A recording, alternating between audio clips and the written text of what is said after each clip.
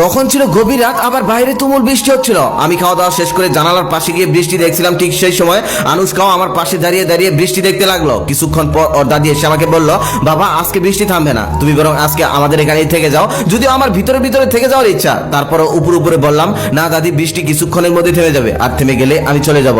আনুশকা দাদি তখন কিছুটা রেগে গিয়ে বলল, আমার থেকে বেশি বোঝো না, যা বলছি তাই করো, এটা আষাঢ়ের বৃষ্টি, এত সহজে থামবে না। তারপর একটা রুম দেখিয়ে দিয়ে বলল, ওই রুমে থেকে যাও, ওইটা আমার ছেলের রুম, ছেলে ঢাকায় থাকে, ঢাকা থেকে আসলে ওখানেই থাকে, তুমি বরং আজকে রাতটা ওখানেই থেকে যাও, সকালে চলে যাও। তারপর আমি সেই রুমে গেলাম। সেই রুমটা ঘুটঘুটে অন্ধকার ছিল। সেখানে গিয়ে আমি আবারও ভয় পেয়ে গেলাম। দেখলাম বিছানার উপর কে যেন একটা শুয়ে আছে। তারপর মোবাইলের আলো জ্বালিয়ে দেখি ওটা তো একটা কোল বালিশ। আমার এমন বুকামি দেখে আনুশকা ওদিক থেকে খিলখিল করে হাসছিল, আর তার হাসি দেখে আমার বুকামির জন্য আমি নিজেও লজ্জা পাচ্ছিলাম। যাই হোক, সেখানে শুয়ে পড়লাম, কিন্তু ঘুম আসছিল না। তারপর সারাদিনে আমার সাথে যা ঘটেছিল সেগুলোই ভাবতে লাগলাম।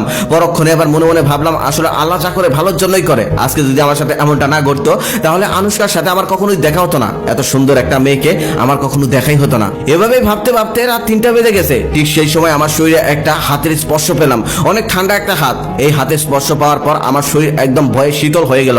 ঠিক তখনই চিৎকার দিয়ে ফেলবো অমনি আনুশকা আমার মুখ ছাপিয়ে ধরে বলল, চিৎকার দেবেন না, চিৎকার দিলে দাদি উঠে যাবে, চলুন আজকে আমরা দুজনেই বৃষ্টিতে ভিজি। আমি ওর কথা শুনে কিছুটা অবাক হলাম, আবার মনে মনে তো এটাই চেয়েছিলাম। তারপর আমি উপরে বললাম, এত রাতে ভিজবো বৃষ্টিতে? তখন সে আমাকে বলল, বৃষ্টিতে ভিজার আবার রাত দিন কি, যখন ভিজবো তখনই তো মজা। যাই হোক, তখন আমরা দুজনেই বাইরে চলে গেলাম, আর বাইরে যাওয়ার পর বৃষ্টিতে ভিজতে লাগলাম। দূরে দু একটা বাস পড়ছিল, আবার প্রচন্ড বৃষ্টিও হচ্ছিল। আনুশকাকে তখন আমি বললাম, আচ্ছা বৃষ্টি আসলে কি তুমি এভাবে ভিজো নাকি? তখন সে বলল, আরে না, একবার ভিজেছিলাম তাই যে ঠান্ডা লেগেছিল, তারপর থেকে আর ভিজা হয়নি। আসলে আপনাকে আমার খুব ভালো লেগেছে, তাই আপনার সাথে একটু ভিজতে ইচ্ছে করলো। আপনি আমার হাতটা ধরুন প্লিজ, কোনো সংকোচ বোধ করবেন না। আমি তখন কিছু না ভেবেই তার হাতটা ধরে ফেললাম। আমি তখন আনুশকাকে বললাম, সত্যি বলতে আমারও তোমাকে ভালো লেগে গেছে। এই বলে আমি তাকে জড়িয়ে ধরতে গেলাম, কিন্তু সে আমাকে দূরে ঠেলে দিল। আনুশকাকে সরি বলে তারপর আমরা দুজন গল্প করতে করতে প্রায় বাকি রাত কাটিয়ে দিলাম। তারপর যখন আলো হয়ে আসছিল, সকাল হয়ে আসছিল, তখন আনুশকা আমাকে বলল, এবার আপনি চলে যান, একা একা যেতে পারবেন তো? তখন আমি বললাম, হ্যাঁ যেতে পারবো, কোনো সমস্যা হবে না। আনুশকা তখন আবার বলল, এভাবে চলে যেতে বলছি বলে অবাক হচ্ছেন? আসলে গ্রামের মানুষ তো, গ্রামের মানুষ আমাদের দুজনকে একসাথে দেখে ফেললে অনেক কিছু বলবে, সমাজ আমাকে কলঙ্ক দিবে, তাই আপনি চলে যান।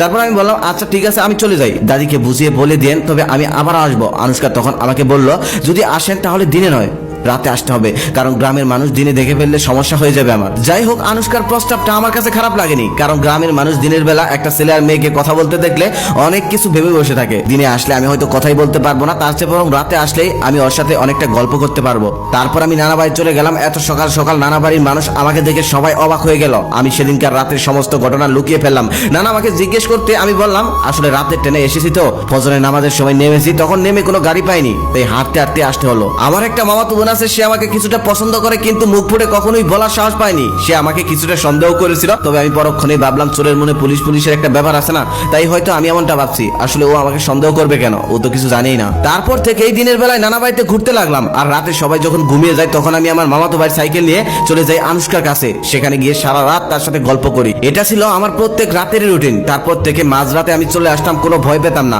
সেদিনের পর থেকে আমার মধ্যে ভয় জিনিসটা আর ছিল না, সবসময় শুধু আনুশকার মুখটাই আমার চোখে ভাসতো। এভাবেই রাতের পর রাত গল্প করতে করতে আমাদের মধ্যে অনেক সখ্যতা হয়ে গেল। এক রাতে আমি ওর সাথে শারীরিক সম্পর্ক করার প্রস্তাবও দিয়েছিলাম, তবে সে আমাকে ফিরিয়ে দেয়। তারপর এ নিয়ে আমি আর কোনো কথা বলিনি, যদিও বুকে নিয়ে চুমু খেয়েছিলাম অনেকবার। এভাবেই চলতে থাকলো। আমরা এত কিছু করছি, কিন্তু আনুশকার দাদি এইগুলো কিছুই জানতো না। সে সবসময় বিভোর ঘুমে নিমজ্জিত থাকতো। আস্তে আস্তে আমার ছুটি শেষ হয়ে যাচ্ছিল, এবার চলে যাওয়ার পালা। আনুশকাকে একদিন আমি বললাম, আমি তোমাকে বিয়ে করে একবারে ঢাকায় যেতে চাই, তোমাকে রেখে আমি যেতে পারবো না। আমি ভেবেছিলাম এমন কথা শুনে আনুশকা অনেক খুশি হবে, তবে কোনো খুশি হলো না, সে মন বেজার করে রইল। এটা দেখার পর আমি অনেক কষ্ট পেলাম। যাই হোক, সকাল হয়ে যাচ্ছিল, মানুষ দেখে ফেলবে, তাই তাড়াহুড়া করে সেদিন সেখান থেকে চলে আসি। তারপরে দিন রাতে সবাই ঘুমিয়ে গেছে। আমি আনুশকার সাথে দেখা করতে বের হবো, ঠিক সেই সময় পেছন থেকে আমাকে কে যেন টেনে ধরলো। আমি পিছন ফিরে তাকিয়ে দেখি আমার সেই মামাতো বোন। সে আমাকে বলতেছে, ভাইয়া তুমি প্রতি রাতে কোথায় যাও?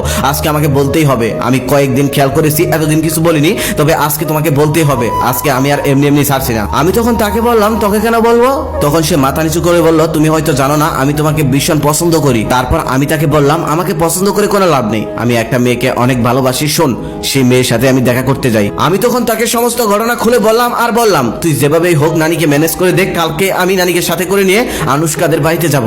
আমার কথা শুনে মামাতো বোন যা বললো তা শুনে তো আমি একদম নিস্তব্ধ হয়ে গেলাম। ও বলল, তুমি যে রাতে এসেছিলে সে রাতে তো কোনো বৃষ্টি হয়নি, আর এটা তো আষাঢ় মাস নয়, এটা হলো চৈত্র মাস। ওর কথা শুনে আমি জ্ঞান হারিয়ে ফেলি। পরের দিন সকালবেলা আমার জ্ঞান ফিরে। জ্ঞান ফেরার সাথে সাথে আমি আমার মামাতো বোনকে সমস্ত ঘটনা খুলে বলতে বলি। তখন ও যা বলে সেগুলো শোনার পর আমি নিজেকে বিশ্বাস করতে পারছিলাম না। ওই এলাকায় নাকি আনুষ্কা নামের কলেজ পড়ুয়া একটা মেয়ে ছিল। সে একটা ছেলেকে ভালোবাসতো। এক রাতে তারা ভালোবাসার মানুষ দুজন মিলে বৃষ্টিতে ভিজে। বৃষ্টিতে ভেজার পর মেয়েটার প্রচন্ড ঠান্ডা লেগে যায়, আর সেই ঠান্ডা থেকে 3 দিন পর মেয়েটা মারা যায়। মেয়েটা মারা যাওয়ার পর যে ছেলেটা মেয়েটাকে ভালোবাসতো, ভালোবাসার মানুষ হারানোর শোকে ছেলেটাও পাগল হয়ে যায়। আর তার বৃদ্ধ দাদি তার নাতিনকে হারানোর শোকে 3 মাস পরেই মারা যায়। তার বাবা ঢাকাতেই থাকতো, তবে মা ও মেয়ে মারা যাওয়ার পরে আর কখনোই গ্রামে আসেন না। আমার মামাতো বোনের মুখে এমন কথা শুনে আমার বিশ্বাস হচ্ছিল না। তারপর আমি দৌড়ে চলে যাই সেখানে যাওয়ার পর যা দেখি তা দেখার জন্য আমিও প্রস্তুত ছিলাম না। সেখানে গিয়ে দেখি সেখানে কোনো বাড়িঘর কিচ্ছু নেই।